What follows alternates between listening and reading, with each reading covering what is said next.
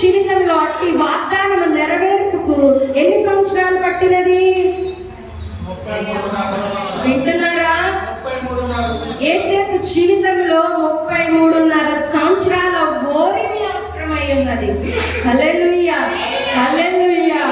ఈ 33.5 సంవత్సరాల్లో ఎన్నో నష్టాలు, అవమానాలు, నిందలు యేసేపు కనిపించినప్పుడల్లా తన బంధువులందరూ ఎంతగానో నిందించుంటారు. చుట్టుపక్కల వారందరూ ఏదో మాట్లాడి ఉంటారు. అన్ని వింటూ ఓర్చుకుని వెళ్ళిపోతూ ఉన్నాడు. ఎందుకని అంటే ముందు వాగ్దానాన్ని స్వతంత్రించుకోవడానికి. ఎందుకని అంటే యేసు వంశావళిగా యేసేపు చేరడానికి. హల్లెలూయా, హల్లెలూయా. నీ వాగ్దానం ఆలస్యం అవుతుంది అనుకో మాట, ఆలస్యం అయ్యే కొలది గొప్పగా దేవుడు దాన్ని చూపేవాడు. అబ్రహాము గారు అనుకొని ఉంటారు, నాకు ఇంకా లేరేంటి, పిల్లలు లేరేంటి.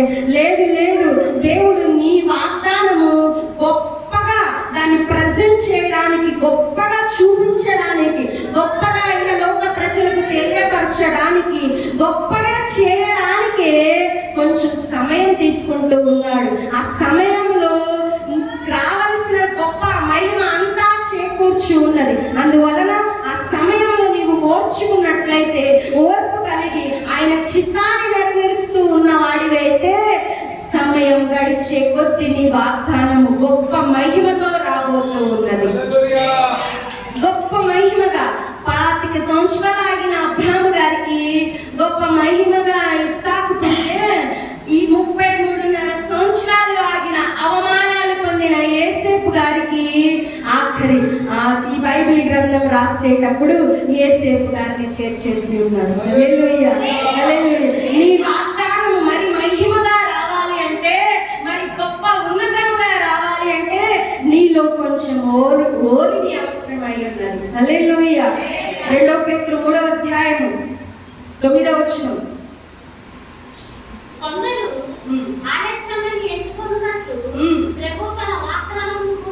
ప్రభు తన వాగ్దానమును గురించి ఆలస్యం చేయువాడు కాడు. హల్లెలూయా. కొందరు అనుకుంటూ ఆలస్యమైపోతూ ఉన్నది, వాగ్దానాలు ఎప్పుడు జరుగును అని నీవు అనుకున్నట్లయితే, ఒక్కసారి దేవుని మాట ఏం చెబుతూ ఉన్నదో తెలుసా?